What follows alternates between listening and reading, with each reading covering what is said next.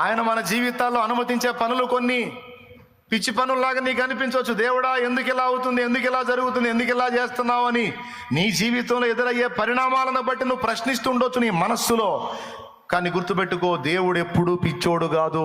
ఒకవేళ నువ్వు అనుకున్నట్టు దేవుడి దగ్గర ఏదన్నా పిచ్చితనం ఉంది అంటే ఆ పిచ్చి కూడా ఈ భూమి మీద అత్యంత మేధావులైన మనుషుల జ్ఞానం కంటే జ్ఞానం గలది. దేవుడు నీతో ఆడుకుంటున్నట్టు అనిపిస్తుంది కదా నీకు. దాన్ని బట్టి ఏమనుకుంటున్నావు నువ్వు? ఇప్పుడు చెప్తున్నాను దాని గురించి.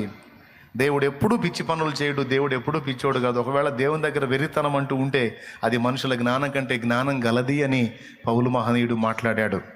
అలాంటి మహాజ్ఞాని అయిన వాని చేతుల్లో నువ్వు నేను మన జీవితాలు పెట్టినప్పుడు మనకి, కుటుంబాలకే కాదు, సమాజాలకు కూడా దీవెనకరంగా మనల్ని మారుస్తాడు. అలా మార్చడానికి కొన్ని అనుభవాల్లో కూడా మనల్ని నడిపిస్తాడు. నడవటానికి నీకు గుండె ఉంటే వెలిగించటం దేవునికి సాధ్యమే.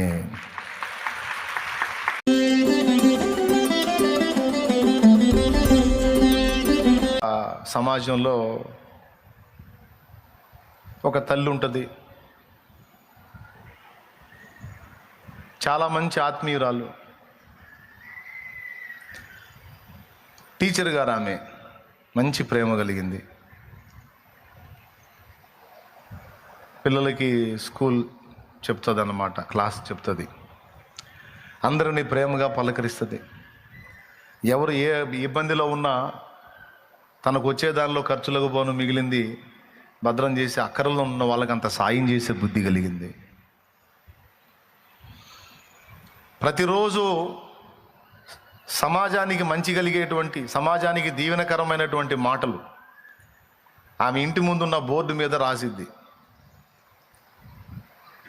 వేదంలో ఉన్న వాళ్ళని ఆదరించే మాటలు, దేవుని మాటలు ఆ బోర్డు మీద రాసిద్ది. రోజు ఆమె డ్యూటీ అది.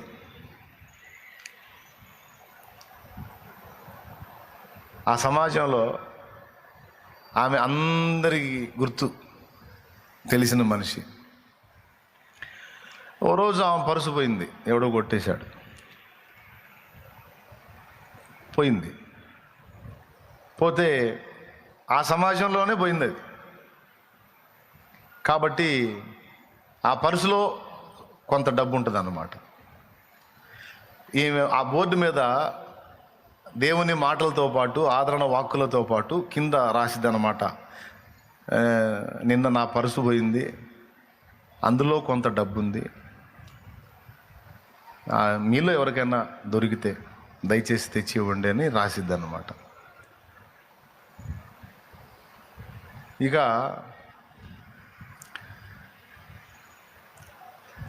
గంట తర్వాత నుంచి ఆమె ఇంట్లో తడవకో పరుసు పడతా ఉంటుంది, తడవకో పరుసు పడతా ఉంటుంది. ఎన్ని పరుసులు పడతాయో ఆమె ఇంట్లో.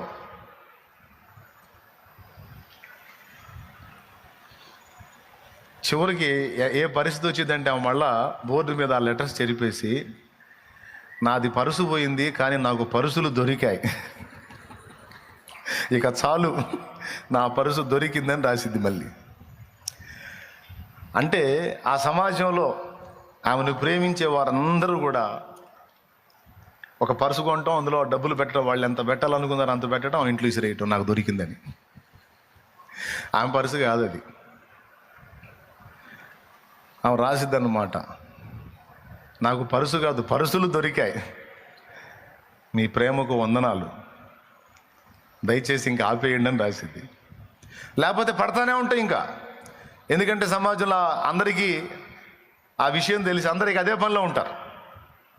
అంటే దాన్ని బట్టి మీకు అర్థం అవ్వాలి, తనున్న సమాజంలో తన ప్రేమను బట్టి, తన వ్యవహారాన్ని బట్టి, తన మంచితనాన్ని బట్టి, తన త్యాగబుద్ధిని బట్టి సమాజంలో ప్రజలకు ఆశీర్వాద కారణంగా ఉన్నందున ఆమెకు ఒక సమస్య వస్తే అందరూ కూడా తమ పరుసుల్ని అలాగా ఇచ్చేశారన్నమాట. స్త్రీలకి పురుషులకి అందరికీ చెప్తున్నాను, అన్నిటికంటే ప్రేమ గొప్పది, అన్నిటికంటే ప్రేమ ఉత్తమమైంది, శ్రేష్టమైంది, దీవెనకరమైంది, సమాజాన్ని ప్రభావితం చేయగలిగిద్ది. మొదట ఓడినట్టుండిన ప్రేమ గెలిచిద్ది, ప్రేమకు ఓటమి లేదు. బానిసైనట్టు దాసుడు దాసురాలైనట్టు కనపడిద్ది, కానీ బానిసల్ని దాసురాలని చేసుకుంటుంది ప్రేమ. సమస్తము కోల్పోయినట్టు కనపడిద్ది, కానీ అన్నిటినీ సంపాదించుకుంటుంది ప్రేమ. సమాధి చేయబడినట్టు కనపడిద్ది, కానీ సమాధి గుండెను చీల్చి తిరిగి పునరుద్ధానమే లేచిద్ది ప్రేమ. దేవునికి స్తోత్రం. తృణీకారము పొందినట్టు కనపడిద్ది, కానీ అన్నిటినీ అధిగమించి నిలిచి శాశ్వతంగా స్థిరంగా నిలిచిపోయేది ప్రేమే. కాబట్టి బిడ్డలారా, ఫస్ట్ ఈ కోరిక కలిగి ఉండండి. నా సమాజానికి, సంఘానికి, నా ఇరుగు పొరుగులకు, నా కుటుంబానికి నేను ఉండుట ఒక ఆశీర్వాదం అనేటట్లు నా జీవితం ఉంచు ప్రభువా. అనేకుల్ని రక్షణలోనికి నడిపించడానికి ఎన్ని బాధలైనా తట్టుకునే శక్తి నాకు ఇవ్వు, ఎన్ని గాయాలైనా సహించే బలము నాకు ఇవ్వు. కానీ నేను ఇతరులకు దీవెనకరంగా ఉండాలి. నన్ను నీ కొరకు అలా సిద్ధపరచయ్యా అని మనం ప్రార్థన చేసుకోవాలి. అది అద్భుతమైన జీవితం. ఇక దేవుడు చిత్తం, ఆయన నిన్ను సేవలో వాడుకుంటాడో లేకపోతే సమాజానికి ఇంకొక టైపులో సేవ చేసే విధంగా మదర్ తెరీసా ఉంది. ఆమె నోరు తెరిచి ఎంతమందికి సువార్త చెప్పిందో నాకైతే తెలియదు, కానీ ఆమె చూపించిన ప్రేమ, ఆమె చేసినటువంటి సేవా కార్యక్రమాల ఫలముగా భారతదేశ వ్యాప్తంగా, ప్రపంచ దేశాలతో పక్కన పెడితే భారతదేశ వ్యాప్తంగా ఆగ్నెస్ గోన్సా బోజాక్షో అనే పేరు ఆమెది. తెరీసా. ఆమెకి ముందు అమ్మ అనే టైటిల్ ఇచ్చేశారు. మదర్ తెరీసా, అమ్మ అమ్మ అమ్మ అని. అంటే ఇక ఆమె జీవితాన్ని అలా అంకితం చేసుకుంది. ప్రతి యవనస్తుడు యవన ప్రాయంలోకి రాగానే యవన కోరికలు స్టార్ట్ అవుతాయి, శరీరేచ్ఛలు మొదలవుతాయి. వాటిని బట్టి నాకు పెళ్ళి ఎప్పుడైద్ది, అందరిలాగా నేను కూడా ఎప్పుడు పెళ్లి చేసుకుంటాను, గ్రాండ్ ఫంక్షన్ మ్యారేజ్ ఎప్పుడైద్ది, నాకు కూడా పిల్లలు ఎప్పుడు అవుతారు, నేను కూడా ఒక గృహిణిగా ఎప్పుడు మారుతాను అని సహజంగా ఎవరైనా ఆశపడతారు ఆడపిల్లలు. మదర్ తెరీసా కూడా అదే శరీరంలో నుంచి వచ్చింది. ఆమె ఏం స్పెషల్ బాడీ ఏం కాదు, ఆమె గ్లోరియస్ బాడీ కలిగి లేదు. అదే మానవ శరీరం. అయ్యే యవనేచ్ఛలు చాలా చక్కగా ఉంటుంది. ఆమె యవన ప్రాయంలో ఉన్నప్పుడు ఫోటో చూడండి, ఎంత అందంగా ఉంటుందో తల్లి. కానీ ఆమె హృదయంలో ఒక భారం ఏర్పడిద్ది. అందరి స్త్రీలలాగా నేను కూడా ఒక భాగస్వామిని కలిగి ఉండి, ఒక భర్తకు భార్యగా మారి, ఒక పురుషునికి నా జీవితాన్ని అంకితం చేసుకొని, అతనికి పిల్లల్ని కానీ అతని వంశవృద్ధి చేసి, అతని కుటుంబానికి బాసటగా, ఒక కుటుంబానికి దీవెనగా నేను ఉండటం కరెక్ట్. అది ఆమె చిరుప్రాయంలో ఉన్నప్పుడు ఆమె ముఖం చూడండి ఎలా ఉందో, మదర్ తెరీసా ఫేస్. ఓకేనా? చూశారు కదా? ఇప్పుడు నా పాయింట్ వినండి. ఒక పురుషునికి భార్యగా మారి, ఒక కుటుంబానికి సేవ చేసి, ఒక పురుషుని వంశవృద్ధి చేయడానికి నేను ఆ విధంగా అతనికి ఉపయోగపడి, నా జీవితాన్ని ఒక వ్యక్తికి ఫణంగా కాకపోతే అంకితంగా చేసుకునేది యుక్తమా, లేకపోతే కొంచెం విభిన్నంగా ఆలోచిద్దామా, కొంచెం ప్రత్యేకంగా ఆలోచిద్దామా అని అనుకుందామే. చిన్నప్పటి నుంచి దేవుని వాక్యం ఎరిగింది, భక్తి కలిగిన స్త్రీ కాబట్టి ఆమెకి ప్రేమతత్వం ఎక్కువ. ఒకసారి స్కూల్కి ఆలస్యంగా వెళ్ళిద్ది. నా చిన్నప్పుడు పాఠ్య పుస్తకాల్లో మదర్ తెరీసా అనే టైటిల్ మీద అచ్చంగా ఒక పాఠం ఇచ్చాడు. మరి మీరు చదివారో లేదో, నా చిన్నప్పుడు మదర్ తెరీసా అనే తెలుగు నాంటిల్లో అనుకుంటాను వచ్చింది. అది అందులో మామూలు బుక్లోనే వచ్చింది. ఆమె జీవితం చదివాను అప్పుడు. నేను స్కూల్కి ఆలస్యంగా వెళ్ళిద్ది. టీచర్ కొట్టిద్ది తొందరపడి, ఆలస్యం ఎందుకు అయిందని కొట్టిద్ది. సైలెంట్గా దెబ్బలు తింటుంది. తర్వాత చెప్పింది, టీచర్ నేను వచ్చే దారిలో ఒక తల్లి ఇట్లా ఇబ్బందికరంగా ఉంది, ఆమెను చూసి నాకు ప్రాణం వెలువెల్లాడిపోయింది, అందుకని ఆ తల్లికి ఇలా నేను ఉపచారం చేసి ఆమెను ఇట్లా హాస్పిటల్లో అడ్మిట్ చేసి వచ్చేటప్పటికి ఇట్లా నాకు లేట్ అయిందని ఆమె చెప్పుద్ది. అప్పుడు టీచర్ దగ్గరికి తీసుకొని ఆమె బాధపడింది. చాలా తప్పు చేశానమ్మా నేను, ఎంత మంచి హృదయమే నీది తల్లి అని ఆమెని ముద్దాడుకుంటుంది మదర్ తెరీసాని. ఆ విధంగా పసితనం నుంచే చిన్న ప్రాయం నుంచే సేవాగుణాన్ని అలవరుచుకున్నటువంటి ఆమె, నా జీవితం ఒక వ్యక్తికి అంకితం కాకూడదు, నా జీవితం సమాజానికి అంకితం కావాలి అనే ఆలోచన కలిగింది. ఇక ఆ వైవాహిక జీవితపు ఆలోచనలను పక్కన పెట్టేసుకొని తన జీవితాన్ని సమాజానికి అంకితం చేసి తల్లిదండ్రి లేని అనాథ పిల్లలను ఎంతోమందిని ఆదరించి వారికి ఆమె అమ్మయింది. అంతేకాదు రోగులు కలరా భయంకరంగా వ్యాపించి సొంత కుటుంబ సభ్యులే తమ ఇంటి వారిని బయట ఒక గుడారం లాంటిదేసి అందులో పడేసి కంచంలో ఆహారం పెట్టి కర్రతో నెట్టే పరిస్థితుల్లో ఉంటే, అలాంటి కండిషన్లో ప్రజల మధ్యలోకి వెళ్ళి ఆ కలరా జబ్బుకి వాంతులు విరోచనాలు అవుతాయి. వాళ్ళు కక్కినప్పుడు ఆ వాంతిని బట్టింది, వాళ్ళని శుభ్రపరిచింది. విచిత్రం ఏంటంటే ఆమెకి కలరా రాలా. దాదాపు చాలా సంవత్సరాలు నిండు ముసలితనం వరకు బ్రతికింది ఆమె. కలరా వ్యాధి ఇలా తగిలితేనే ఇలా గాలి తగిలితేనే అలా వచ్చేసే వ్యాధి. చాలామందికి సేవ చేసినా సరే మదర్ తెరీసాకి రాలా. ఇదంతా మీరు ఆమె సాక్ష్యం చదవచ్చు, ఆమె స్టోరీ ఉంటుంది, మస్తు ఉంది ఆమె స్టోరీ. యవన ప్రాయములో సహజంగా కలిగేటువంటి ఇచ్చలు, కోరికలు, ఆలోచనలన్నిటినీ అధిగమించి చంపుకొని ఒక వ్యక్తికో ఒక కుటుంబానికో కాదు, నా జీవితం సమాజానికి ఎంత అవకాశం ఉంటే అంత మేలుకరంగా, ఆశీర్వాద కారణంగా నా జీవితం ఉండాలి. అనేక మందికి, ఏదో 4 బిడ్డలకి, 2 బిడ్డలకి, 3 బిడ్డలకి, ఒక బిడ్డకి నేను తల్లి కాదు, వందల వేలాది మంది పిల్లలకు నేను అమ్మను కావాలి అని తన బ్రతుకును అలాగా అంకితం చేసుకున్న తీర్మానం మీద చచ్చిపోయిన దాకా నిలబడింది ఆమె. చూడండి, చేసుకున్న తీర్మానం మీద చచ్చిపోయిన దాకా నిలబడింది.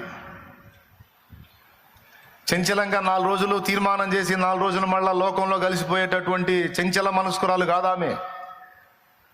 ఏదో ఇలాంటి విషయాలు విన్నప్పుడు ఆవేశంతో ఉప్పొంగిపోయి తీర్మానాలు చేసి మళ్ళీ 4 రోజులు ఆగి మళ్ళీ లోకం వైపు చూసి చల్లారిపోయేటువంటి నాసిరకం సరుకు కాదు మదర్ తెరీసా. తను ఏ తీర్మానం అయితే చేసిందో ఆ తీర్మానానికి అంకితమై కట్టుబడి చనిపోయిన దాకా తన తీర్మానాన్ని రద్దుపరుచుకోకుండా బ్రతుకంతా అలాగూ బ్రతికేసింది. నిజంగా తాను అనుకున్నట్టే ఎంతో మంది ప్రజలకు ఆశీర్వాద కారణం. ఇంకా చెప్పాలంటే ప్రపంచమే ఆమెకు నోబెల్ బహుమతి ఇవ్వడంతో పాటు భారతరత్నే కదా ఆమెకి ఇచ్చింది. దేవునికి స్తోత్రం. ఏమండి, దేశానికి ఒక రత్నం లాంటిదని ఆమెకి ఇచ్చారు టైటిల్. విషయం ఏంటంటే ఆమె డైరెక్ట్గా నోరు తెరిచి ఇతరులకు సువార్త చెప్పకపోయినా తన క్రియ చేత, తన ప్రేమ చేత, తన సేవ చేత ఎంతోమంది యేసుక్రీస్తు గురించి ఆలోచించేటట్టు చేసింది. హల్లెలూయా, హల్లెలూయా. ఆమె ఎన్ని బాధలు పడిందో ఏమండి. కానీ ఎన్ని ప్రతికూలతలు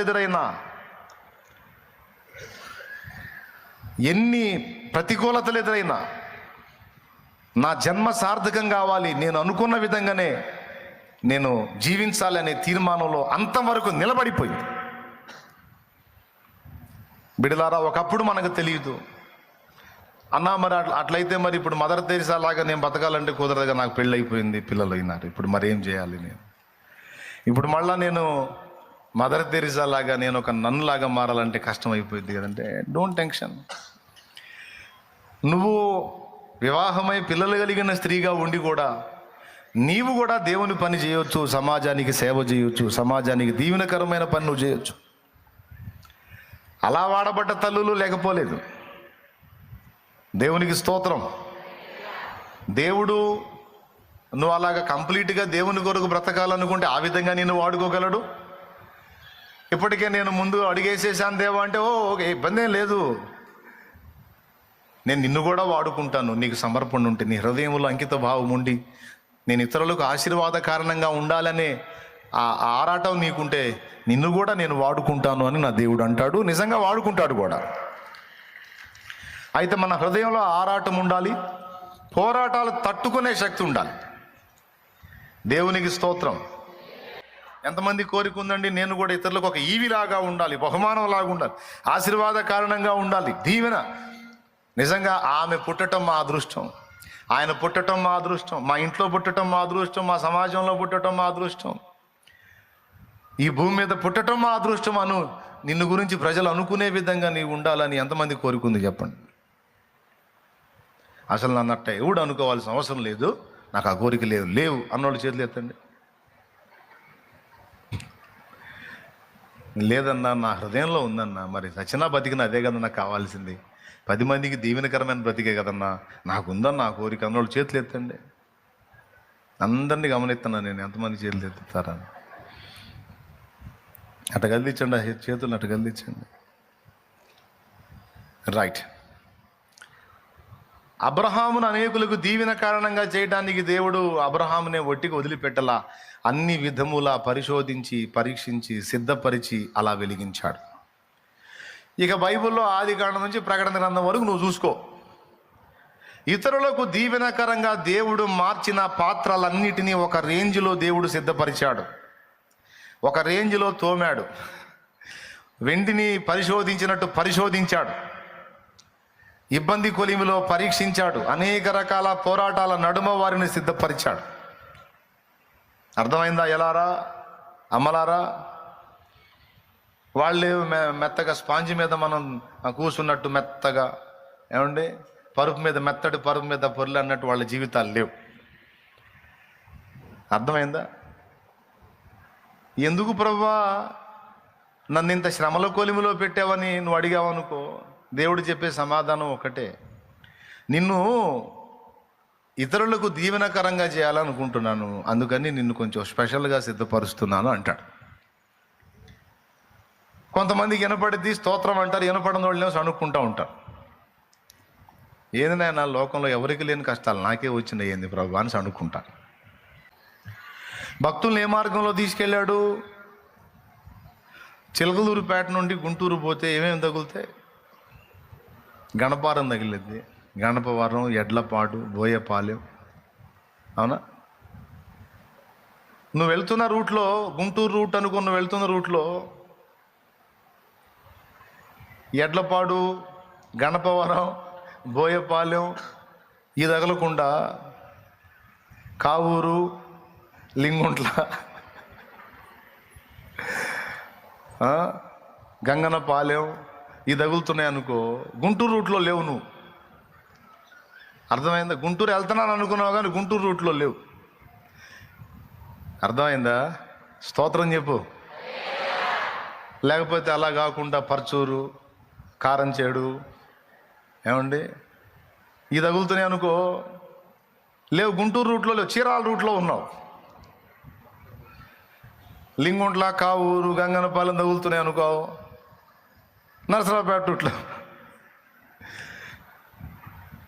గుంటూరు వెళ్ళాలి, గుంటూరు రూట్లో ఉన్నామంటే ఖచ్చితంగా గణపవరం ఫస్ట్ తగిలిద్ది, తర్వాత ఎడ్లపాడు తగిలిద్ది, తర్వాత బోయపాలెం తగిలిద్ది. అట్లాగా భక్తులు, ఇతరులకు దీవెనకరంగా మారిన భక్తులందరూ కూడా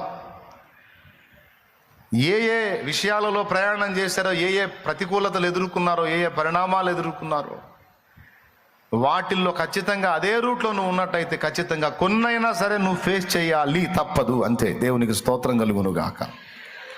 ఎంతమందికి అర్థమైంది? ఏమర్థమైంది? ఎందుకు ప్రభా ఇట్లాంటి అంటే అవసరం అంటాడు ఆయన. అన్నా నాకెందుకన్నా, అందరికీ తల్లిదండ్రుల నుంచి నా తల్లిదండ్రులు దేవుడు తీసుకున్నాడన్నా, నన్ను అనాథం చేశాడన్నా, అందరికీ భాగస్వాముల నుంచి నా భాగస్వామిని తీసేసుకుని నన్ను ఒంటరి మహిళను చేశాడు, అందరి సంతానాన్ని నిలబెట్టి నా సంతానాన్ని తీసుకొని నన్ను కడుపు శోకానికి తీసుకెళ్ళాడు.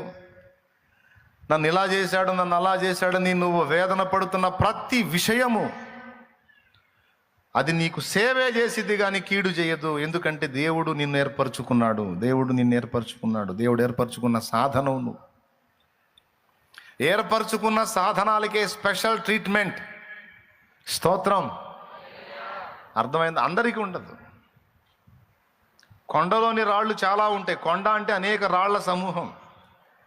కానీ ఏ రాయి మీద శిల్పి మార్కు చేశాడో అది కొండ నుండి వేరుపరచబడిద్ది, ఒక ప్రత్యేక స్థానం ముందు నిలపబడిద్ది, రోజు కోటింగ్ పొందిద్ది. అది మిగిలిన కొండంతటికి ఏ ఇబ్బంది ఉండదు. దేని మీద మార్కు చేశాడో అది వేరుపరచబడిద్ది, అలాగే గాయపరచబడిద్ది కూడా. ఎంతమందికి అర్థమవుతుందో ఏమో మరి. ఏం చేయబడిద్ది? ప్రత్యేకించబడిద్ది మరియు గాయపరచబడిద్ది. ఫలితంగా ఏం జరిగిద్ది? అయ్యేమో ఎప్పటికీ కొండరాళ్ళు బండరాళ్లే, కానీ ప్రత్యేకింపబడి ప్రత్యేకముగా గాయములు పొందినది ఇదేమో ఇక శిలగా ఉండక అది శిల్పంగా మారిద్ది. అది ఆకర్షణీయమైంది. అర్థమైందా? చిన్ననాటి నుంచి నాకు బాధలు, అవమానాలు, శోధనలు, వేదనలు, తృణీకారాలు, తిరస్కారాలు అలవాటు. దేవునికి స్తోత్రం కలుగునుగాక. అంటే చిరుప్రాయం నుంచే చెక్కుకొచ్చాడు. అన్ని విషయాలలో నలగగొట్టి విరగ్గొట్టి సిద్ధపరిచాడు. ఇప్పుడు తన కార్యాలను దేవుడు బలంగా జరిగిస్తూ ఉన్నాడు. నా బాల్యం నుంచి కూడా నేను అలా ఆలోచించుకునేవాడిని, అందరి బతుకులు ఇంతే ఉన్నాయా, నా బతికెట్టుందా, మాకే ఎందుకు ఇన్ని సమస్యలు, మాకే ఎందుకు ఇన్ని కష్టాలు, మాకే ఎందుకు ఇన్ని ఇబ్బందులని మీలో కొంతమంది అనుకున్నట్టు బాల్యం నుంచి కూడా కొన్నిసార్లు నేను అనుకున్నాను. కానీ ఇప్పుడు జీవితాన్ని చూసిన తర్వాత ఆహా, ఇంతగా నన్ను ప్రేమించినది నీ రూపము నాలో రూపించుటక. ఇంతగా నన్ను ప్రేమించినది నీ రూపము నాలో రూపించుటక. ప్రత్యేకపరుచుకున్నాడు, ప్రత్యేకముగా నిర్మించుకుంటున్నాడు. ఎందుకు నిర్మిస్తున్నాడు అంటే, నువ్వు కోరావు కదా ఇతరులకు నన్ను దీవెనకరంగా ఒక ఈవిగా, ఒక బహుమానంగా నన్ను చేయని అడిగావు కదా. అందుకు దేవుడు నీ మీద ఆయన పని మొదలుపెట్టాడు. సహోదరుడా, నువ్వు కృంగిపోవాల్సిన అవసరం లేదు. సహోదరి, నువ్వు కృంగిపోవాల్సిన అవసరం లేదు.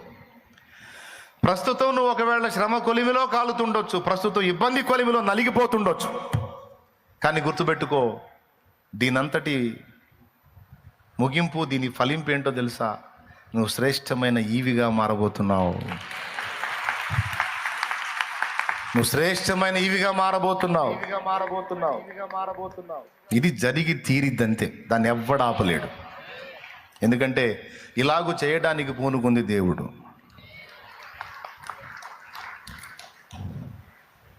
తన్ను తాను ఆ విధంగా పరిశుద్ధునికి అప్పగించుకోవాలి. సిద్ధ మనసు కలిగి, సిద్ధపరచబడిన గుండె కలిగి.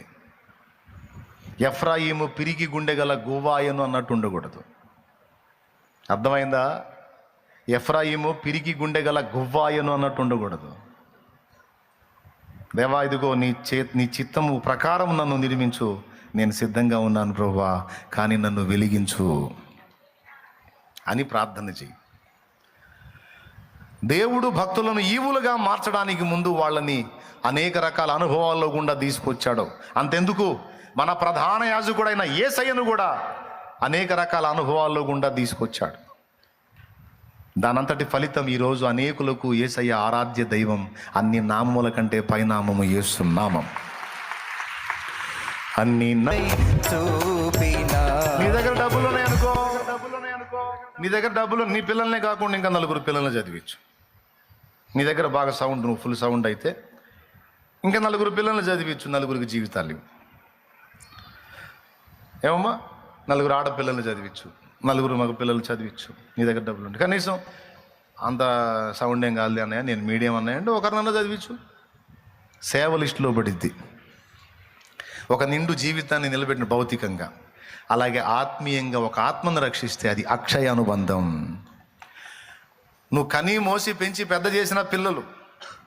నా చిన్నప్పుడు 10 ఏళ్ల ప్రాయములో మా సొంత ఊర్లో నేను నడుచుకుంటా వెళ్తున్నప్పుడు, ఊరి వెలపటున్న దొడ్లు ఉంటాయి కదండి, గడ్డి వాములు వేసిన దొడ్లు, అందులో కష్టంలో మంచంలో ఒక ఆమె, మంచంలో లేదు, మంచం కింద ఉంది. ఎర్రని ఎండ, మధ్యాహ్నం 12 గంటల సమయంలో, ఏమండి 4-5 పిల్లల్ని కన్నా తల్లి ఆమె. ఆ ఎండవేళ వచ్చి పాటి మట్టి ఉంది అక్కడ, ఆ పాటి మట్టిని చేతిలో పోసుకొని చెరుక్కొని ఆ మెత్తటి మన్ను నోట్లో పోసుకొని నవ్వులుతుంది. ఆ మట్టి ఏం చేసిందంటే తిన్నందువల్ల గొంతు పట్టుకుపోయి నీళ్ళని ఈ కాలు 2 చోట్ల ఇరిగుంది, నడవలేదు. ఆ మంచం మీద నుంచి ఎట్టబడిందో కింద పడింది. ఆకలయ్యి పిల్లలు ఎవరు ఆహారం పెట్టక మట్టి చెరుక్కొని తిన్నది. ఆకలి బాగా తట్టుకోలేక గొంతు పట్టేసి నీళ్ళని ఆ పురుగు మందు డబ్బా కడిగి పెట్టుంది అక్కడ, అందులో పోస్తున్నారు నీళ్ళు. అప్పటి రోజుల్లో బహిర్భూమికి తీసుకెళ్ళేవాళ్ళు ఆ డబ్బాలని. ఆ డబ్బా పెట్టారు ఆమె దగ్గర. ఆ డబ్బా కొడతా ఉంది, ఇట్లా నేలకేసి కొడతా ఉంది. రోడ్డును ఎవరన్నా పోయేవాళ్ళు ఆగుతారేమో అని. దొడ్లు అటు ఎవరు వస్తారు? ఆ మధ్యాహ్నం వేళ నేను పోయి అటు పోతే ఏడుస్తా కేకలేస్తూ ఉంది, గొంతు పట్టుకుపోయి. జాలేసింది. నా చేతిలో బిస్కెట్ ప్యాకెట్ ఏదో ఉంది, తీసుకెళ్ళి ఆమెకి ఇచ్చి ఆ డబ్బా తీసుకొని బోరింగ్ దగ్గర తీసుకెళ్ళి నీళ్లు కొట్టి తీసుకొచ్చి ఆమెకి ఇచ్చాను. ఇంటికి వెళ్ళినాక మా మేనత్తోళ్ళని అడిగాను నేను, ఆమె ఎవరు, ఆమెకు పిల్లలు లేరా, ఎవరు లేరా ఆమెకి అని. చిన్నోండి, అంత 10 ఏళ్ళు ప్రాయం ఉంటుంది, 10 ఏళ్ళు.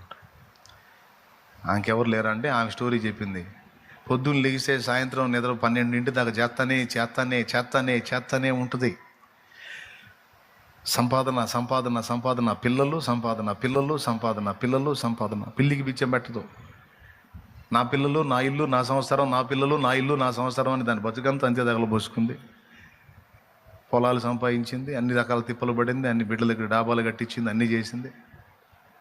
చివరికి మంచాన పడింది. కాలు 2 చోట్ల ఇరిగి మంచాన పడేసరికి చూసే దిక్కు లేక కోడళ్ళేమో ఆ గతి చేశారు, కష్టంలో పడేశారు. అన్నీ మంచంలోనే అవుతున్నాయి, ఎత్తిపోయేలాగా సస్తున్నాము, కష్టంలో అయితే ఏ గొడవ ఉండదని తీసుకొచ్చి ఆడ పడేశారు. దాని కర్మ అట్లా కాలుతుందని చెప్పాను. దీన్ని బట్టి మీకేం అర్థమైంది? ఏమర్థమైంది? జాగ్రత్త. దేవునికి స్తోత్రం. అర్థమైందా? పగటి కలలు కనొద్దు, ఊహల ప్రపంచాల్లో తేలిపోవద్దు. అందుకే చెప్తున్నాను, నీ సొంత వాళ్ళని ప్రేమించాలి, సొంత వాళ్ళ బాధ్యతలు నెరవేర్చాలి, కానీ దాంతోపాటు 4 ఆత్మలను కూడా సంపాదించుకోవాలి. బతికిన దినాల్లో చచ్చిన తర్వాత కూడా అది శాశ్వతమైన అక్షయమైన ధనం, ఆత్మలు. కాబట్టి దానికోసం మనం ప్రాకులాడాలి, పాటుపడాలి, దానికోసం మనం బలిపీఠం ఎక్కాలి. మనల్ని మనం ఏం చేయాలండి? బలిపీఠం మీద దేవునికి సంపూర్ణ సమర్పణగా సమర్పించుకోవాలి. అప్పుడు దేవుడు మనల్ని రెడీ చేసుకుంటాడు. దేవుడికి అప్పచెప్పావు కాబట్టి ఇక ఏదొచ్చినా సరే నువ్వు మళ్ళీ అడ్డు చెప్పడానికి లేదు. దేవునికి స్తోత్రం. దేవుడికి అప్పచెప్పావు, కొన్ని రకాల పనులు గందరగోళంగా నీకు అనిపిస్తాయి, అయినా సరే నువ్వు కంగారు పడకూడదు. పిచ్చి పనుల్లాగా అనిపిస్తాయి, అయినా సరే నువ్వు కంగారు పడకూడదు. నేను చెప్పాను కదా, ఒకసారి ఒక జోక్ చెప్పాను, గుర్తుందా మీకు?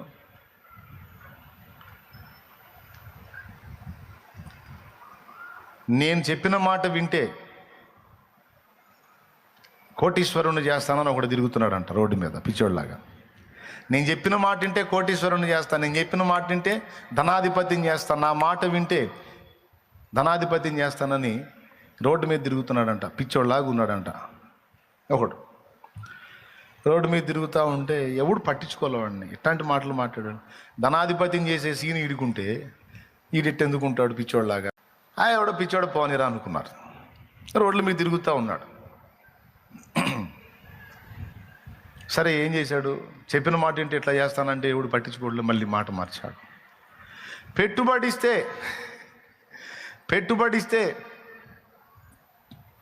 కోటీశ్వరుని చేస్తాను తిరగటం మొదలుపెట్టాడు. పెట్టుబడిస్తే కోటీశ్వరుని చేస్తా. ఎవడు పట్టించుకోవాలా? అయితే ఒకడు చూశాడు, బాగా అబ్జర్వ్ చేశాడు, చేసి పిలిచాడు. కొన్ని రోజుల నుంచి నిన్ను గమనిస్తున్నాను, పెట్టుబడిస్తే కోటీశ్వరుని చేస్తాను అంటున్నావు. ఏమాత్రం కావాలేని పెట్టుబడి అన్నాడు. స్తోత్రం. ఏమాత్రం కావాలేని పెట్టుబడి అన్నాడు.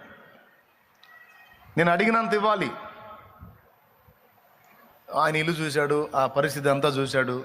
నేను అడిగే పెట్టుబడి నీ శక్తికి మించింది అయితే కాదు, నీ శక్తి లోపలే అడుగుతా.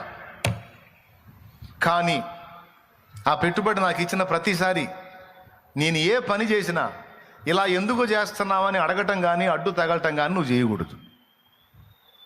అలా చేసావంటే నేను అన్న పని నేను నెరవేర్చను అన్నాడు. సరే సవాల్, నువ్వు ఎంత పెట్టుబడి అడుగుతావు అడుగు, నేను ఇస్తాను. నువ్వు చేయాలనుకున్నది ఏదో చెయ్యి, నీకు అడ్డు తగలను అన్నాడు. డబ్బులు తీసుకెళ్ళాడు.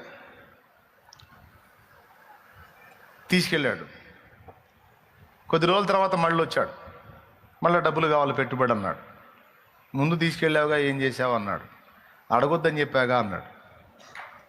అడగొద్దంటే నేను ఏదో తప్పు పట్టడానికి డబ్బులు ఇవ్వకుండా ఎగ్గొట్టడానికి కాదు, ఇచ్చేది ఖాయం. మామూలుగా ఏం చేసావనంటే పేడ కొనాలి అన్నాడంట. ఏంటిది? పేడ గేదెలు వేస్తాయి కదా, పేడ కొనాలి అన్నాడంట. పేడ కొన్నావా? పేడ ఏం చేసుకుంటావు?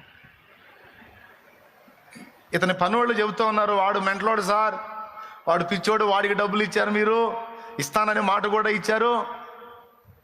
ఇప్పుడు చూడండి, వాడు పేడ కొన్నాడంట. అరే నేను మాట అన్నాను తప్పనరా, వాడు పేడ కొన్నాడో లేదా ఇంకోటి కొన్నాడో నాకు అనవసరం, వాడికి మాట అన్నా కాబట్టి ఇచ్చేది అని మళ్ళీ డబ్బులు ఇప్పించాడు. మళ్ళీ పోయి కొద్ది రోజులకి వచ్చి మళ్ళీ డబ్బులు కావాలన్నాడు. మొన్న తీసుకెళ్ళావుగా అన్నాడు. తీసుకెళ్ళాను, నేను అడిగితే ఇవ్వాల్సిందే నువ్వు. సరే, అంతకుముందు పేడ కొన్నావు, మరి ఇప్పుడు ఏం చేసావు? మొన్న తీసుకెళ్ళి ఏం చేసావు అన్నాడు. ఎగ్గొట్టడానికి కాదు, డబ్బులు ఇస్తా. ఏం చేసావు అని తెలుసుకుందామని. పిడకలు చేసాలే అన్నాడు. ఏంది పిడకలా?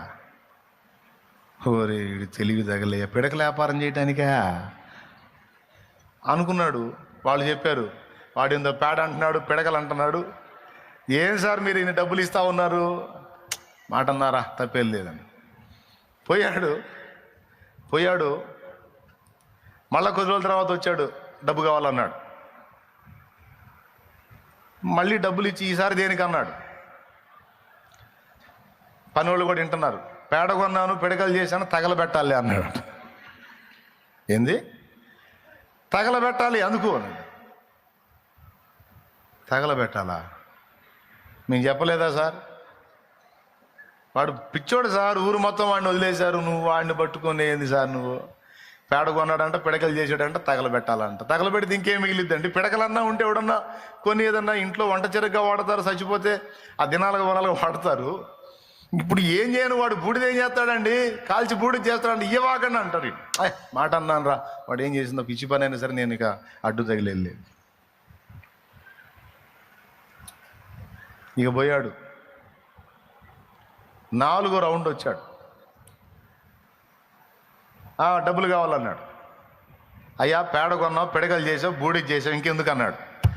ఇంకెందుకంటే అదంతా ఊళ్ళో లేకుండా సముద్రం ఒడ్డును పోయటానికిలే అన్నాడు. బూడిది ఆడుంటే ఏమయ్యా, దాని ఊళ్ళో ఉన్నాయి కూడా ఆ సముద్ర ఒడ్డును చేర్చాలా? ఏదో తగలబెట్టి నాకు కర్మగాలు అన్నాను కదా. వాళ్ళేమో పిచ్చోడిని చూసినట్టు చూస్తున్నారు, వీడు సోదరుడు డబ్బులని పోగొట్టుకుంటున్నాడు.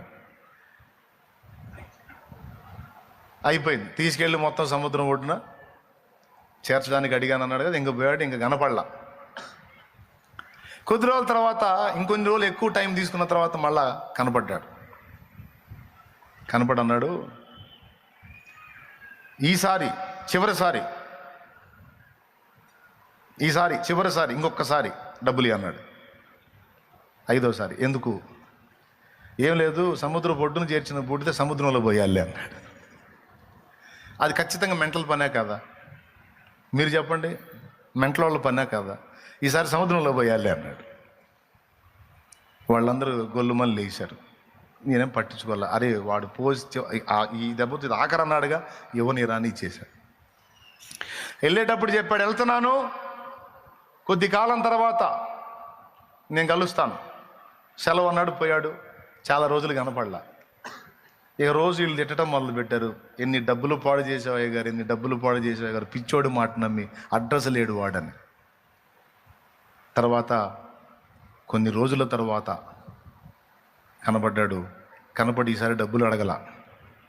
ఏమన్నాడు తెలుసా? నమ్మకమైన కొంతమంది పనివారిని ఏర్పరచుకోమన్నాడు. నమ్మకమైన కొంతమంది పనివారిని ఏర్పరచుకో, సముద్రపు ధరిని కొన్ని పడవలు సిద్ధం చేసుకో, నువ్వంటే ప్రాణం ఇచ్చేవారిని కొంతమందిని ఏర్పరచుకో. ఎదుర్కొంటున్న ప్రతికూలతలకు జడియకు, భయపడకు. అవి ఎంతటివైనా కానీ, ఎంతటి విషాదాలైనా కానీ, ప్రేమించిన వారు లోకాన్ని విడిచిపోని, నలువిధములైన శ్రమలు నలువైపుల నుండి నీ మీద పడని, మొక్కవోని దీక్షతో యేసు వైపు చూస్తూ విశ్వాసంతో ముందుకు సాగిపో. నా తండ్రి తగిన కాలం ముందు నిన్ను తప్పకుండా హెచ్చించి ఆశీర్వదించి ఒక ఫలభరితమైన పాత్రగా నిన్ను మారుస్తాడు. అప్పుడు నువ్వు దైవజనుల్లాగా, దైవజనురాల్లాగా నువ్వు కూడా ఇతరులకు ఈవిగా మారిపోతావు. రైట్? ఇప్పుడు మన నుంచి ఏం కోరుతున్నాడు దేవుడు? మనల్ని ఏం చేయాలని కోరుతున్నాడు? ఈవిగా చేయాలని అలా చేయడానికి దేవుడు ఎలా వాడుకుంటాడు? మనల్ని ఏ విధంగా సిద్ధపరుస్తాడు? ప్రత్యేకపరుస్తాడు. అండ్ స్పెషల్ చెక్కడం పని కూడా మన మీద ఆ విధంగా చేసి మనల్ని ఏ విధంగా మారుస్తాడు? రైట్. అది దేవుని రక్షణ ప్రణాళిక, సంకల్పం. ఆయన ఒక వెలుగు వెలిగించాలని ఆశపడతాడు, కానీ మనల్ని తరిగించాలని ఎప్పుడూ అనుకోడని నమ్ము. ఓకేనా? ఎన్ని రకాల శోధనల్లో ఉన్నా ధైర్యం తెచ్చుకో. అర్థమైందా? ఎన్ని ప్రతికూలతలు నువ్వు ఎదుర్కొంటున్నా తమ్ముడా, చెల్లెమ్మా, దేవునికి అప్పచెప్పుకో, ధైర్యం తెచ్చుకో. చావుని కోరవద్దు. జీవితం మీద విసుగు విరక్తి చెందొద్దు. నీ ఊపిరినంత వరకు నీకు నిరీక్షణ ఉంది. ఏ ఘడియలోనైనా దేవుడు తన బలమైన బాహు చాపి నీడల కార్యం చేయొచ్చు. అంతా అయిపోయింది అనుకున్న ఆఖరి నిమిషంలో కూడా అద్భుతం చేయగల దేవుడు ఆయన.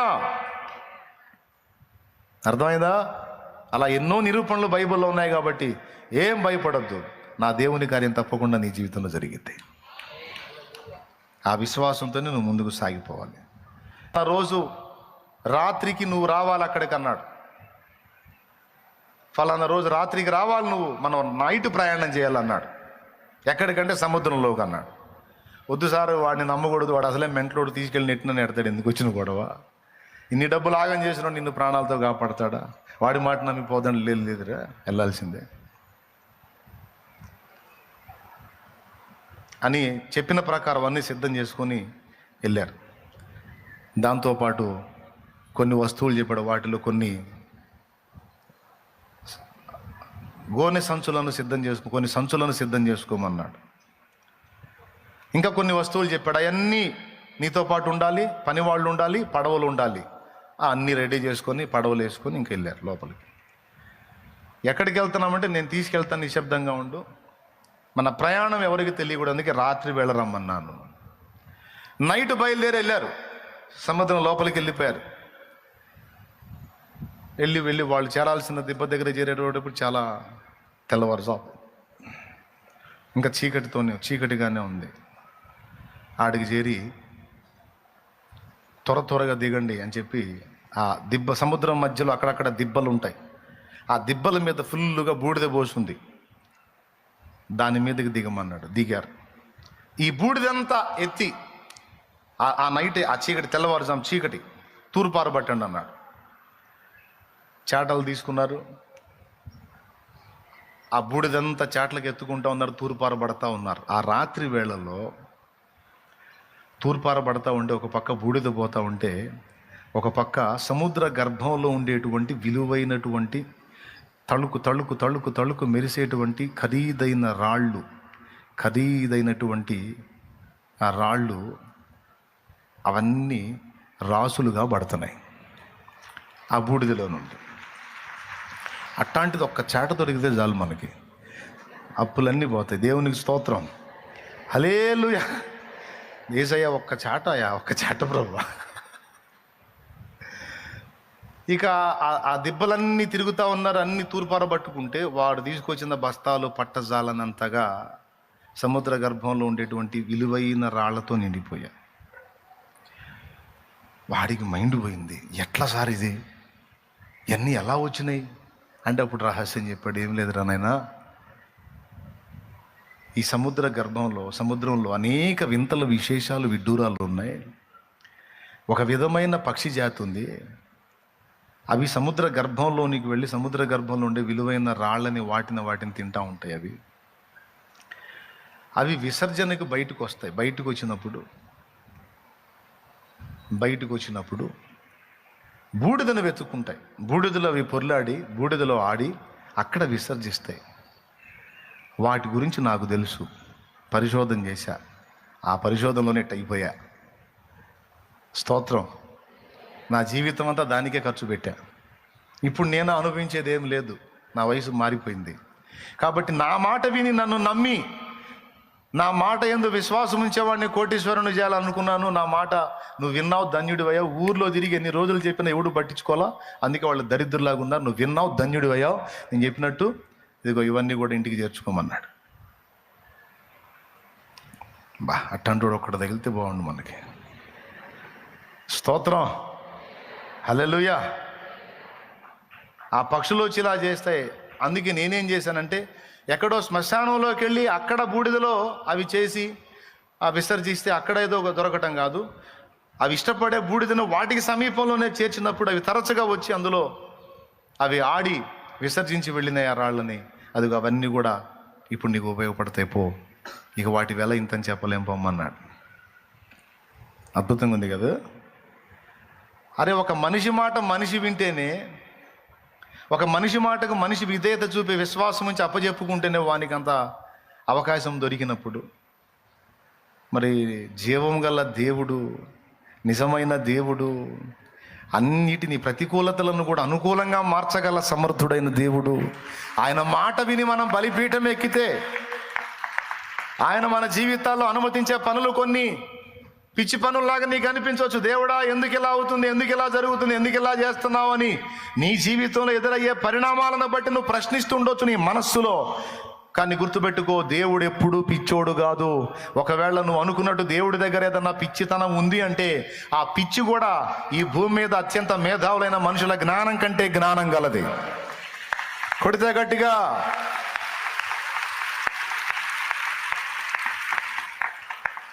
యేసయ్య పిచ్చోడా?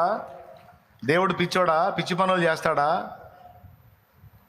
నీ జీవితంలో మరి అనుకోనని పరిస్థితులు, ప్రతికూలతలు ఎదురవుతున్నాయి కదా.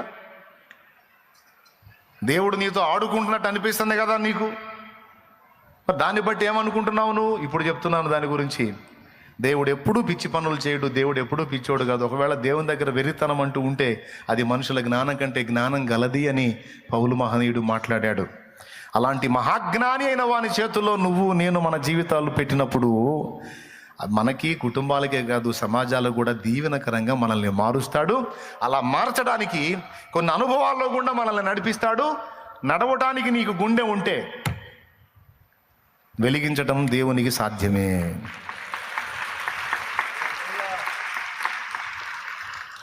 మొదటి సంగతి అయిపోయింది.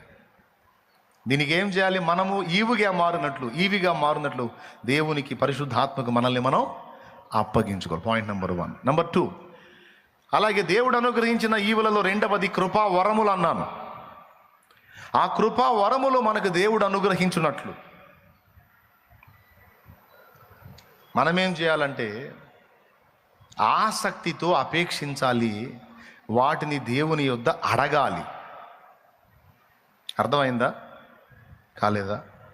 మళ్ళీ చెబుతా. చాలామంది మోకాళ్ళుని ఎప్పుడు ప్రార్థన చేసినా నా అప్పుల సంగతి ఏంది, నా ఉద్యోగం సంగతి ఏంది, నా వ్యాపారం సంగతి ఏంది, నా రోగం సంగతి ఏంది, అమ్మాయి పెళ్ళేంది, అబ్బాయి పెటాకులేంది. ఎప్పుడన్నా చూడు మోకాళ్ళు వేస్తే ఇదే హడావుడి, ఎప్పుడన్నా చూడు ఇదే ఏడుపు, అక్కడే దుఃఖం. అసలు నువ్వు మోకరించినప్పుడు ప్రత్యేకంగా ఆ విషయాన్ని గుర్తుపెట్టుకొని, దేవా నీ సంఘములో నేను ఒక పాత్రగా వాడబడినట్లు, సంఘము క్షేమాభివృద్ధి పొందునట్లు దయచేసి నీ ఆత్మ వరములతో నన్ను నింపయ్యా అని అడిగే అలవాటు నీకుందా? అచ్చంగా వాటి కోసం కనిపెట్టి ప్రార్థన చేసే అలవాటు నీకుందా? ఇక్కడ ఏమన్నాడో తెలుసా పౌలు మహనీయుడు? ఒక్కసారి కొరింథీయులకు రాసినటువంటి మొదటి పత్రిక 14వ అధ్యాయము మొదటి వచనం నుంచి ఒకసారి చదవండి, చూడండి ఏముంది అక్కడ. ప్రేమ కలిగినటకు ప్రయాసపడుడి, ఆత్మ సంబంధమైన వరములను ఆసక్తితో అపేక్షించండి అన్న ఒక్క మాట మళ్ళీ చదవండి. ఆత్మ సంబంధమైన వరములను ఆసక్తితో అపేక్షించుడి. అడగటం రెండు రకాలు ఉంది. ఆసక్తి లేకుండా అడగటం ఉంటుంది, ఆసక్తితో అడగటం ఉంటుంది. కొంతమంది అడుగుతారు, ఇట్లా చేయాలనుకుంటున్నాను, మరి ఏమన్నా ఇస్తావా? కుదిరిద్దా? ఇస్తావా? అయిద్దా? కుదిరిద్దా? మరి ఇస్తానంటే మరి నేను మరి చూడు ఏదన్నా అవకాశం ఉంటే. ఇది కూడా అడగటమే, కానీ ఇందులో నువ్వు ఇచ్చావు, లేకపోతే నీ తాత ఇంకొకడు అన్నట్టు ఉంటుంది. అలా ఉన్నప్పుడే ఇలాంటి డైలాగులు, ఇస్తావా? మరి ఏమన్నా చూస్తావా? అట్లా కాకుండా ఖచ్చితంగా వాని యొద్ద పొందాలి అనుకున్నప్పుడు, ఇంకా లేదు బ్రదర్, ఇక నువ్వు చేయకపోతే నాకు ఇంకా అవకాశం లేదు, ఇంకో ఛాన్సు లేదు, ఇంకో మార్గం లేదు, ఎట్లనన్నా కానీ నువ్వు ఎట్లనన్నా నా కోసం రిస్క్ చేసి, ఎట్లనన్నా కష్టపడి నువ్వు నా కోసం చేయాలా, ఇది కొంచెం అర్థం చేసుకొని కనపడ్డప్పుడల్లా అడుగుతా ఉంటాడు. ఇక ఇదే పని, ఈ మనిషి కనపడితే అదే పని, అడుగుడు. ఆసక్తితో అపేక్షించుట. ఆ మాట అండర్లైన్ చేసుకోండి మీ బైబుల్లో. ఆత్మ సంబంధమైన వరములను ఆసక్తితో అపేక్షించుడి అని సేవకులకు చెప్తున్నాడా, సంఘానికి చెప్తున్నాడా? అమ్మ చెప్పండి అమ్మ, మీకు వందనాలు. సేవకులకి, విశ్వాసులకి, సేవకురాళ్ళకి అందరికీ వర్తిస్తుంది అది. అప్పులు తీర్చమని అపేక్షిస్తావు, ఏదేదో జరిగించమని అపేక్షిస్తావు, అవన్నీ మంచిదే, అవసరమే నీ భౌతిక జీవితానికి. కానీ నీ ఆత్మ సంబంధమైన జీవితంలో ఇతరులకు కూడా నీవు మేలుకరంగా ఉండునట్లు, నీవు చేతులు ఉంచినప్పుడు అవతలి వారి రోగాలు తగ్గిపోవాలి అంటే స్వస్థత వరము నీకు కావాలి. అక్కాయి విను, అన్నయ్య విను, అర్థమైందా? శాలేమన్న చేతుల కోసం వెతకటము, శాలేమన్న చేతులు అయితే ఇంకొక దైవజనుడు చేతులు మన మీద ఉంచుకుంటే మనకు మేలు కలిగిద్ది అనేది అపేక్షించడం కాదు. చాలామంది కూటమి అయిపోగానే నా హస్తాల కోసం అపేక్షించి నిలబడతారు. యేసయ్య కోరిక, నా కోరిక ఏంటంటే మీ హస్తముల కోరిక ఇతరులు అపేక్షించినట్లు మీరు తయారగుట.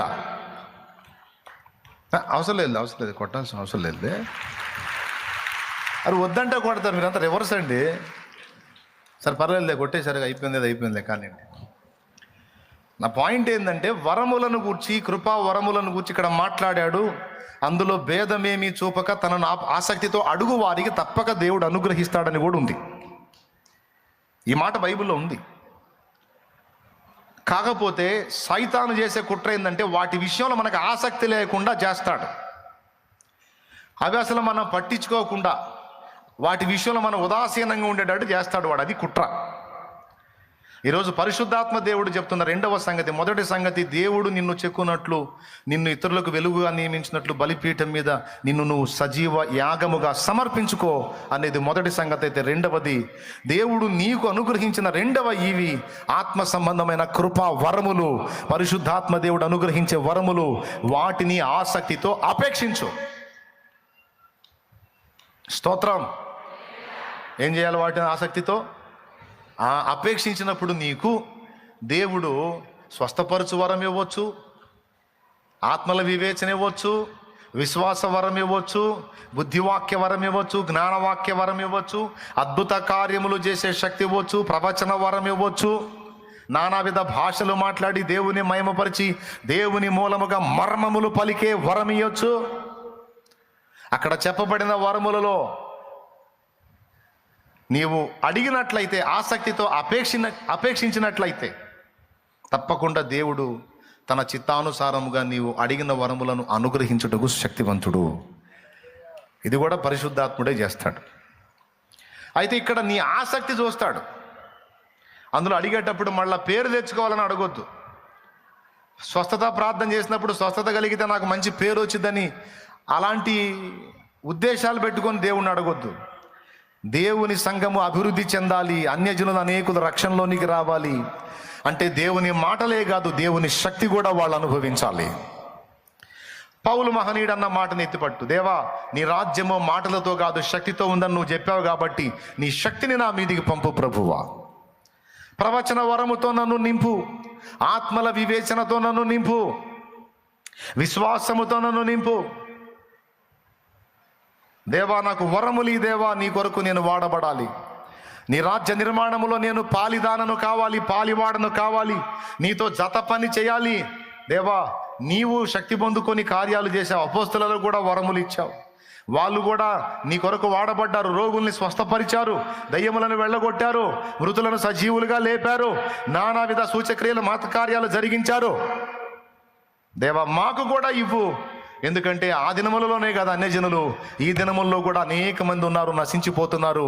వారిని మేము రక్షించినట్లు దేవా నీ శక్తితో మమ్మల్ని నింపు, నీ వరములతో మమ్మల్ని నింపు అని అడగాలి. ఇది ఆసక్తితో అపేక్షించాలి అన్నాడు. దేవుడు అన్నాడు, ఏదైనా నాది, అది నీది కాదు. అలాగ నీవు సమస్తము నాది కాదు, నా దేవుడిది అని దేవునికి అప్పగించి ఆయన చిత్తం నెరవేర్చుటయే నా జీవిత లక్ష్యం, ఆయన చిత్తమే అనుకుంటా నువ్వు సాగిపో. పరిశుద్ధాత్మ వశంలోకి వెళ్ళిపోతావు, ఇతరులకు కూడా ఆశీర్వాద కారణం అవుతావు. God bless you. మనకు ముందు వాడబడిన భక్తులు కూడా అలా విరిగిపోయారు.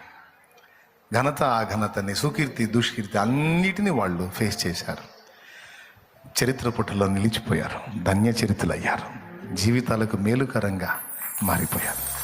కాబట్టి మనందరినీ నా తండ్రి అలా చేయునుగాక. హల్లెలూయా.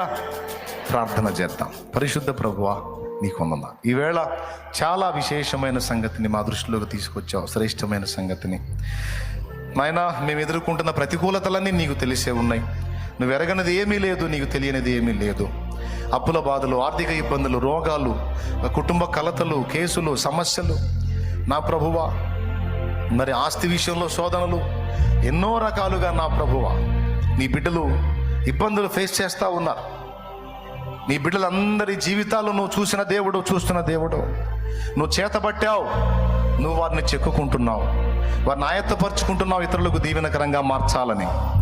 నా ప్రభా, మరి మేము ఏమేం చేయాలో, ఏ విధంగా సిద్ధపడాలో ఈరోజు మాకు నేర్పినందుకు నీకు వందనాలు. మా బిడ్డలు ఉన్న కలతలన్నిటి నుంచి వారిని విడిపించగల సమర్థుడవు. వారి రోగములను స్వస్థపరిచి బాగు చేసి వారు చేతులుంచినప్పుడు ఇతరులు కూడా స్వస్థత పొందేంత వరముతో, శక్తితో, అభిషేకంతో నింపగల దేవుడవు. నీ బిడ్డలను ఆ విధంగా సిద్ధపరిచి నీ బిడ్డల్ని ఇతరులకు దీవెనకరంగా మార్చు, ఆశీర్వాదకరంగా మార్చు, శుభప్రదంగా మార్చు. చిన్నలు, పెద్దలు, వృద్ధులు, స్త్రీలు, పురుషులు, యవనులు బిడ్డలందరినీ కూడా నీవు ఆ విధంగా సిద్ధపరచు. అలాంటి భారము దయచేయి. భక్తులు ఎలాగైతే సమాజాలకి దీవెనకరంగా మారారో, మేము మా స్వార్థం కోసం మా మట్టుకే బ్రతకడం కాదు కానీ ఇతరులకు దీవెనకరంగా మారునట్లు మమ్మల్ని కూడా నీ కొరకు చైతన్యపరచు. జరుగుతున్న సువార్త ఉద్యమంలో మేమంతా పాలివారమై మేము చేయదగినంతా చేయడానికి మాకు కృపనివ్వమని, ప్రతికూలతలు, శోధనలు, వేదనలు యావత్తు కూడా యేసు నామములో బంధిస్తూ నీ సమాధానమును మాకందరికీ నీ దయచేయమని, ఇక్కడున్న వాళ్ళు అరికాలు మొదలు నడినెత్తి వరకు, శిరం మొదలుకొని సిరిపాదం వరకు వారి సర్వ శరీరమును స్వస్థపరిచి, స్వయమును విరగ్గొట్టి, దీనులను చేసి నీలో నిత్యము సంతోషించేటట్లు, ఆత్మ ఫలము మాలో నుండి వ్యక్తమయ్యేటట్లు మమ్మల్ని ఆయత్తపరచమని యేసు నామములో ప్రార్థించి, విశ్వాసంతో బిడ్డలు తెచ్చుకున్న నూనె కూడా నీ శక్తితోనే అది వినియోగించి ప్రార్థించుట ద్వారా అనేకులు స్వస్థత పొందినట్లు సహాయము చేయమని, తిరిగి వెళ్ళనై ఉండగా క్షేమకరమైన ప్రయాణాలు దయచేయమని, ప్రతి కన్నీరు తుడవబడాలి యేసు నామములో, ప్రతి శాపము తొలగిపోవాలి యేసు నామములో, ప్రతి దుఃఖము తొలగిపోవాలి యేసు నామములో, ప్రతి నింద కొట్టివేయబడాలి యేసు నామములో. కనికరించమని యేసయ్య పేరిట ప్రార్థించి పొంది ఉన్నాం తండ్రి. ఆమేన్.